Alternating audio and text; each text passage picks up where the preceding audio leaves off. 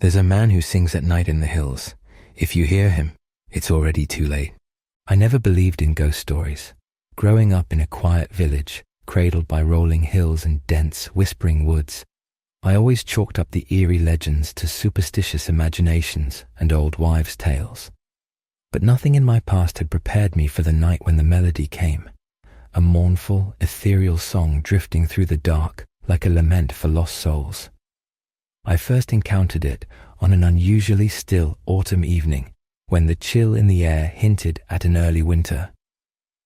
I was in my modest farmhouse on the edge of the village, a place where the boundary between civilization and the wilderness blurred into shadow and silence. It was after dinner, a simple meal of stewed vegetables and freshly baked bread, that I sat by my window, idly watching the sun sink behind the hills. The sky was a tapestry of bruised purples and fiery oranges. I remember feeling a peculiar calm, a sense that nature itself was breathing a secret. I dismissed the creeping feeling as merely the effect of solitude. After all, I was a practical person. I trusted in what I could see, touch, and measure. But that night something was amiss. At first it was only a faint sound, like a distant whistle carried on the wind. I assumed it was just the rustle of the trees, but soon it grew into a soft, melancholic tune. The notes were neither entirely sad nor comforting. Instead, they evoked an inexplicable sorrow, a loneliness that tugged at the edges of my mind. I leaned closer to the glass, trying to discern the source of the song. As I strained my eyes in the half-light, I caught a glimpse of movement in the tall, dew-laden grass outside. At first, I thought it was merely a stray animal, but the pace and deliberate cadence of the movement suggested something else entirely.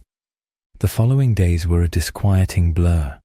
Each night, as the darkness crept over the hills, I could feel the oppressive weight of unseen eyes and the echo of that spectral song. My rational mind battled with a rising tide of dread. I recalled the old folktales whispered by my grandmother, stories of a wandering singer doomed to eternally roam the hills, luring unsuspecting wanderers to their fate.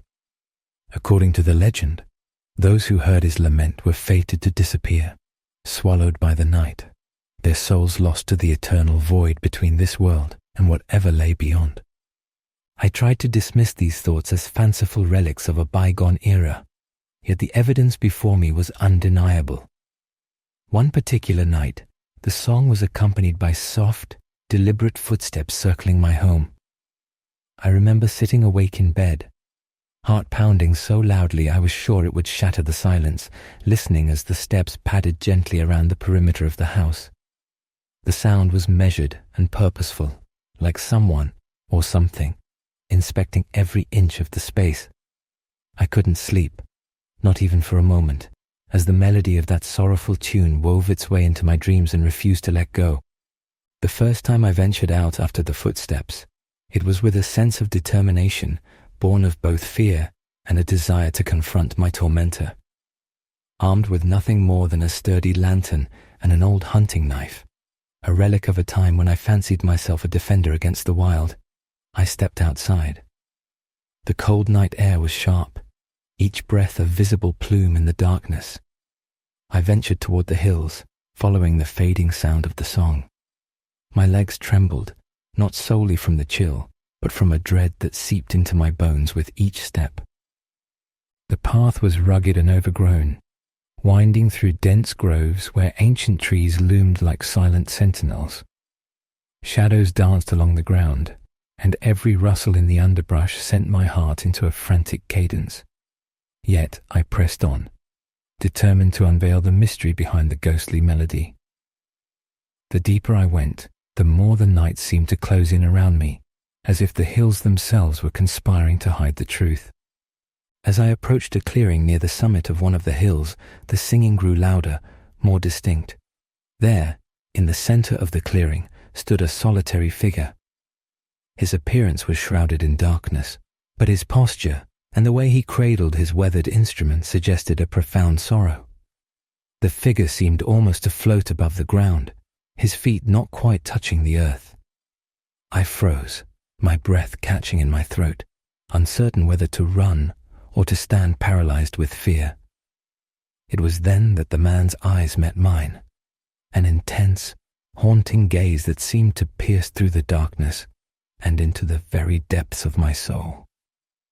In that moment, time slowed to a crawl. His eyes held a sadness that was indescribable, and in them I saw the reflection of countless lost souls. I felt as though I was looking into a mirror that revealed not just my own face, but the faces of all who had ever vanished, all whose lives had been extinguished in the relentless march of fate. I stood rooted to the spot, unsure if the spectre was a harbinger of death or merely a forlorn spirit in need of solace. Then, as if in response to my silent plea, the song shifted. A single note, pure and piercing, cut through the air. I staggered back, my mind reeling from the sudden shift in atmosphere. The ghostly figure began to fade, his form dissolving into the night like smoke caught in a breeze. I was left alone in the clearing, trembling in the eerie silence that followed the final note of his song. In the days that followed, I became obsessed with uncovering the truth behind the wandering singer. I pored over old manuscripts and talked to the village elders, who recounted the tale with a mixture of reverence and terror. The legend spoke of a man who had once been a renowned musician, a soul tormented by the tragedies of his past. According to the law, he had lost his family in a terrible accident, and his grief had driven him to the brink of madness. In his despair, he wandered into the hills, seeking refuge from the cruelty of the world. But the hills held secrets of their own, and they claimed him as one of their own. Cursed to wander for eternity, he now roamed the hills, his mournful tune an echo of the agony that still consumed him. The more I learned, the deeper my unease grew. I began to notice subtle changes in my own home. At night, I would wake to find muddy footprints leading from the back door to the window, as if someone had been standing watch outside. Objects would move on their own, and there was an unshakable feeling of being watched. My rational mind struggled to dismiss these occurrences as mere coincidences. Yet deep down, I knew that the boundaries between the living and the dead had begun to blur around me. One evening, unable to bear the mounting tension, I decided to confront the haunting presence that had taken root in my life. I returned to the hills, determined to seek out the ghostly singer once more. This time, I prepared with a resolve that bordered on desperation. I carried with me the talisman of my ancestors, a small, intricately carved amulet said to ward off malevolent spirits. As I ascended the winding path, the air grew colder and the night darker, until it felt as if the world had been reduced to nothing but the interplay of shadows and whispered dread. I reached the same clearing where I had seen the apparition before. The atmosphere was thick with an otherworldly energy, and the silence was so profound that even the sound of my own breathing seemed intrusive. I called out softly, "Who are you? What do you want?" My voice trembled, barely audible over the hum of the wind.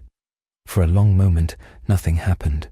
Then, from the darkness, the mournful melody began again, a slow, heart-wrenching dirge that seemed to seep into my very soul. I took a step forward, my hand instinctively clutching the amulet. The song guided me deeper into the clearing until I found myself facing an ancient stone altar, half consumed by ivy and the passage of time. It was there in front of the altar that the singer reappeared. This time, he did not vanish upon meeting my gaze. Instead, he lingered, his eyes filled with an unspeakable sorrow that transcended human emotion.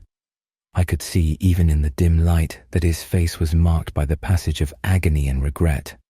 There was a profound weight in his silence, a burden of memories that no mortal should ever bear. I asked him again, this time with a trembling resolve, "Why do you wander these hills? What binds you to this cursed existence?"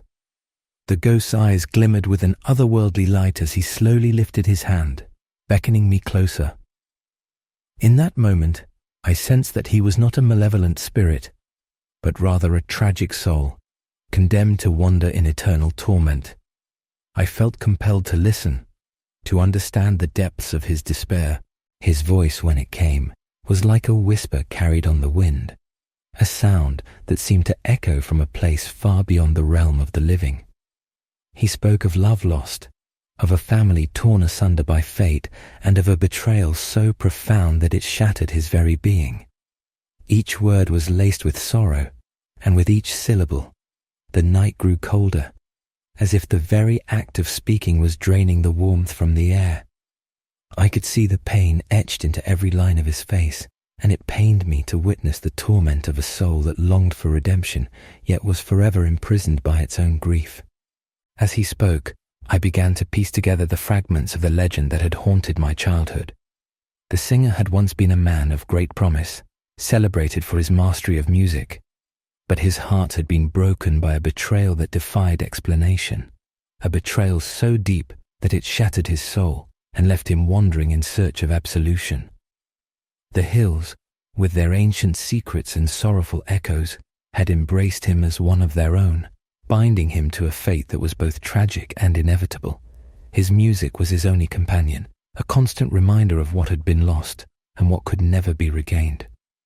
I listened in a daze, my heart aching for a stranger I barely knew, yet felt compelled to save.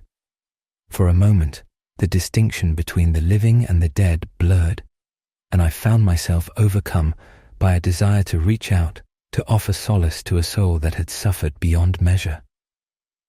"Is there nothing I can do to help you find peace?" I asked softly, my voice barely carrying over the din of the night. His eyes met mine, and in them I saw a glimmer of hope, as if my words had reached some long-forgotten corner of his wounded spirit.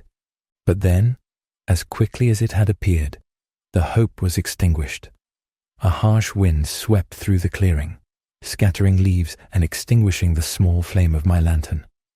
The ghost's face contorted in anguish as the dark power of the night seemed to reclaim him. "There is no solace for me," he murmured, his voice now tinged with an inescapable despair. "Once the song is heard, the fate is sealed. My path, and the paths of those I call, are forever entwined with the sorrow of this earth." Before I could respond, the figure began to fade once again, his form dissolving into the dark embrace of the night. I stood there, heart pounding and eyes stinging with tears, overwhelmed by the realization that I had witnessed something beyond the comprehension of mortal men. The legend of the wandering singer was no mere folk tale. It was a curse, a fate that could claim the souls of the living as well as the dead. In the weeks that followed, the haunting presence of the singer grew ever more insistent.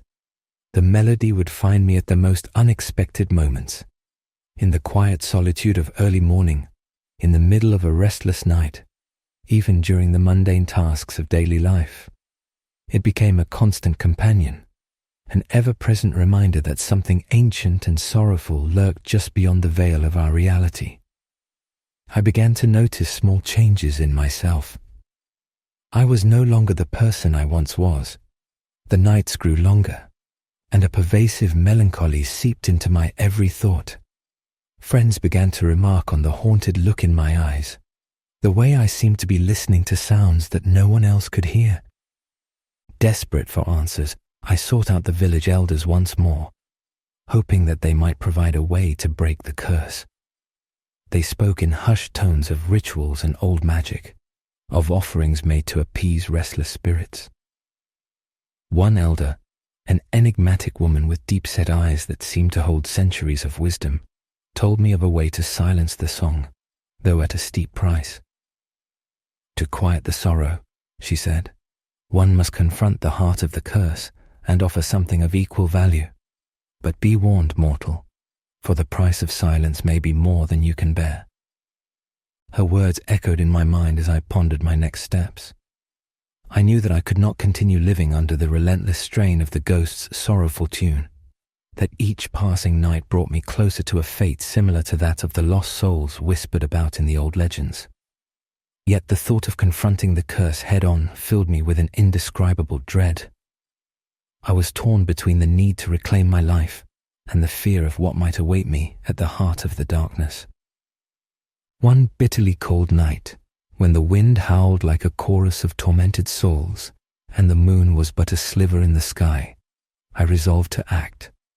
I gathered the remnants of the ancient wisdom passed down through generations, a collection of faded scrolls, cryptic symbols etched in wood, and a ceremonial dagger rumored to have once belonged to a shaman. With these relics in hand, I returned to the hills, following the siren call of the sorrowful song as it led me deeper into the wilderness than I had ever ventured before. The path was treacherous, obscured by twisted roots and the dense underbrush of a forest that seemed determined to swallow me whole.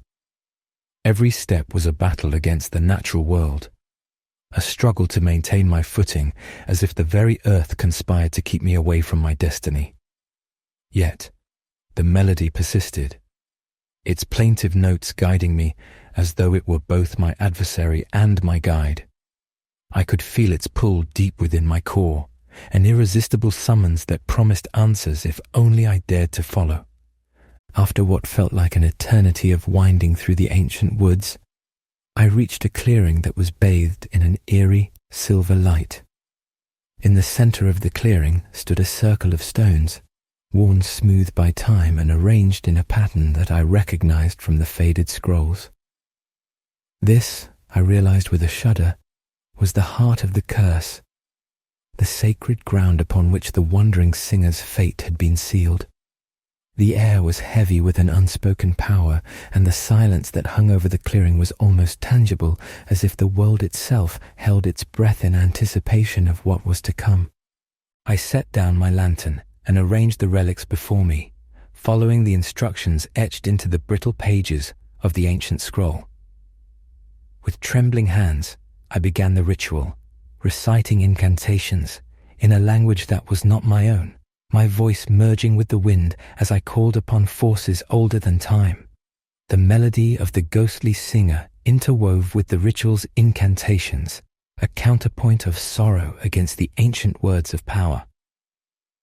As I spoke, the stones around me began to hum with a subtle energy, and the ground trembled ever so slightly underfoot.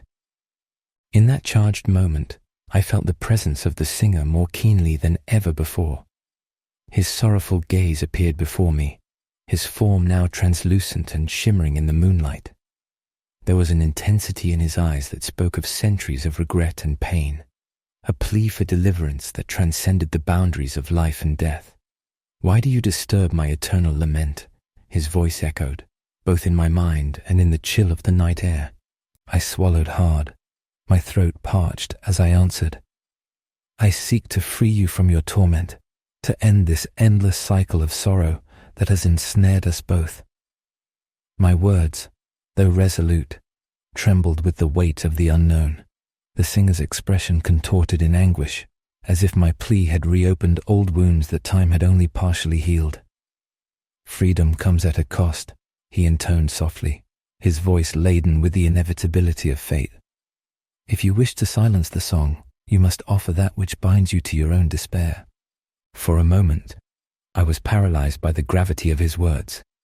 I realized then that my desire to end his suffering was intertwined with my own inner torment, that the curse was as much a part of me as it was of him. The ritual, the ancient magic, it was all a reflection of a deeper truth, that sorrow, once sown, grows into a tangled web from which there is no easy escape. Yet I could not turn away, not when so much hung in the balance. In that silent communion beneath the stars, I made my decision. I would pay the price, even if it meant sacrificing a part of myself, a part that had long been buried beneath layers of pain and regret. I reached into my pocket and withdrew a small, cherished keepsake, a locket containing a faded photograph of my long-lost sister, the only family I had ever truly loved. The locket was a remnant of a past filled with both joy and sorrow, a tangible reminder of all that had been lost to time. With tears streaming down my face, I placed the locket at the center of the stone circle, the act itself a quiet, desperate plea for redemption.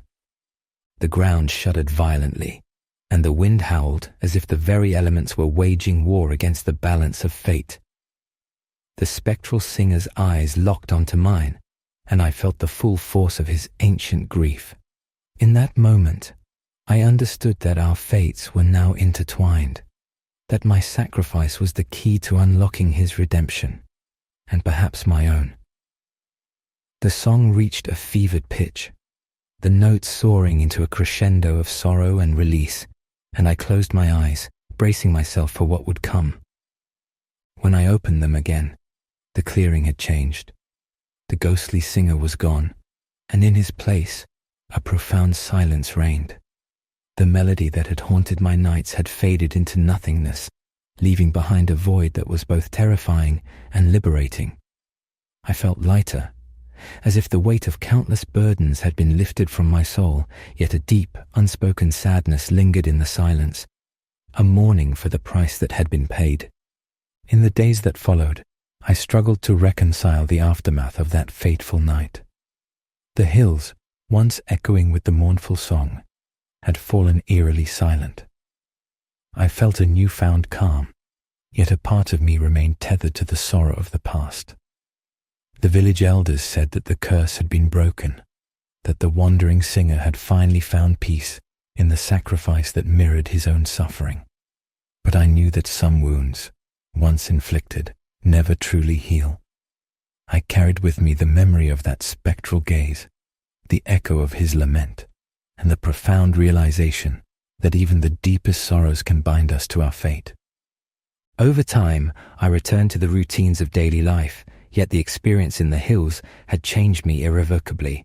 I began to see the beauty in the sorrow of existence, understanding that pain and loss were inextricably woven into the tapestry of life. Every time I caught a glimpse of the hills in the distance, I was reminded of that night, a night when I confronted the boundaries between the living and the dead, and in doing so, discovered the bittersweet truth of our shared humanity.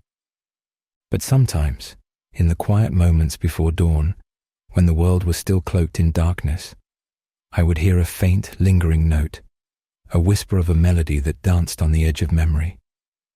It was not the heart-wrenching song of the ghostly singer, but rather a gentle echo, as if the hills themselves were mourning the passing of an era. In those moments, I would pause, feeling the weight of what had been sacrificed, and silently offer a prayer for the souls lost to the relentless grip of sorrow. Years later, I found myself recounting the tale to a small group gathered around a crackling fire in the village square. Their eyes were wide with wonder and terror as I described the ghostly figure, the ancient ritual, and the sacrifice that had bound our fates together. I spoke of the fragile line between the realms of the living and the dead, and of the eternal sorrow that lingers in the forgotten corners of our world. My words, though steeped in the pain of my own experience, carried a message of hope, a reminder that even in the darkest of nights, there exists the possibility of redemption, if only one is willing to pay the price. Now, as I sit by the window of my quiet home, the hills still standing sentinel in the distance, I often wonder if the sacrifice was enough. The locket, now nothing more than a tarnished piece of metal and faded memories, rests in a small wooden box, a relic of a past that continues to shape my present.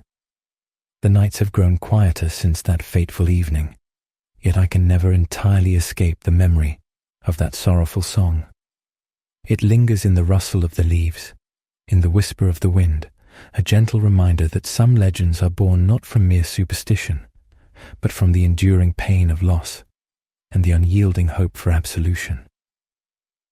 There are moments when I feel the pull of that ancient grief, a longing to understand the depths of my own sorrow and to find meaning in the sacrifices that have marked my journey. I walk the trails of the hills now with a cautious reverence, each step measured as if I were treading on sacred ground. The memory of the ghostly singer, his eyes full of unspoken regrets, remains etched in my heart. I have come to accept that some mysteries of the night are beyond the realm of simple explanation, that the sorrow of the past can echo through generations, binding us in ways we can scarcely comprehend. And so, I continue to live with the knowledge that our lives are but a series of intertwined fates, each joy shadowed by sorrow, each sacrifice a step towards some elusive redemption. The hills, silent and inscrutable, keep their secrets close, offering only hints of the tragic beauty that lies beneath their rugged exterior. In the stillness of a moonlit night, if you listen closely, you might catch the faintest echo of that lost melody, a reminder that the song of the wandering singer, though quieted, still lingers in the spaces between memory and oblivion. I share my story not to invoke fear, but to honor the truth that sometimes the darkness reveals more than the light ever can. In every whispered note of the night, in every shadow that dances upon the walls of our minds, there is a story waiting to be told, a story of love and loss, of hope and despair. And if you ever find yourself alone in the quiet hours, with the hills standing watch in the distance, remember that some voices, however sorrowful, are not meant to be silenced, but rather understood as part of the eternal song of life. Perhaps one day, when the winds of fate have carried away the echoes of my own tale, someone else will stand by a window in a quiet farmhouse and hear that faint, mournful melody drifting from the hills. And in that moment of solitary recognition, they too will understand that the song is not merely a ghostly lament, but the enduring heartbeat of a world that holds both beauty and sorrow in equal measure. Until then, I remain here, a solitary witness to the timeless dance of light and shadow, forever changed by the night I listened to a man who sang among the hills, and in doing so, found a piece of my own soul echoing in his sorrow. Even now, when I close my eyes, I see the spectral figure wandering beneath a sky full of silent stars, his eyes reflecting a myriad of untold stories. I realize that the man who sings at night in the hills is not just a harbinger of doom, but a mirror to our own hidden grief, a reminder that even in the quietest of nights, the past is never truly gone. It lingers, like a half-remembered dream, waiting for the moment when we dare to listen. And so, as the years pass, and the memory of that fateful night slowly melds into the fabric of who I have become, I hold on to the hope that every sorrow, every loss, can someday lead to a deeper understanding of life's fragile beauty. For in the echoes of the ghostly song, there lies not only the weight of endless night, but also the promise of a new dawn. A dawn that can only be born from the courage to face the darkness, and in doing so, discover the light within ourselves. In the quiet moments before sleep overtakes me, I often reflect on the journey that began with a simple disbelief in ghost stories and ended with a profound encounter that reshaped my understanding of fate. I learned that sometimes the most haunting legends are not born from malicious intent, but from the aching need to find meaning in loss, a need that unites us all across the chasm of time. And as I sit by the window, the silent hills bearing witness to my solitary vigil, I know that the song may one day return, not as a harbinger of doom, but as a gentle reminder that every ending is but the precursor to a new beginning. For now, I remain vigilant, listening to the whispers of the night, aware that in every rustle of the leaves, in every distant call carried on the wind, the memory of the wandering singer endures. And I know that if you ever hear that mournful melody, remember that it is not just a ghost's lament, but the echo of a promise that in the interplay of light and shadow, sorrow and hope, we are all bound by a story as timeless and as fragile as the hills themselves.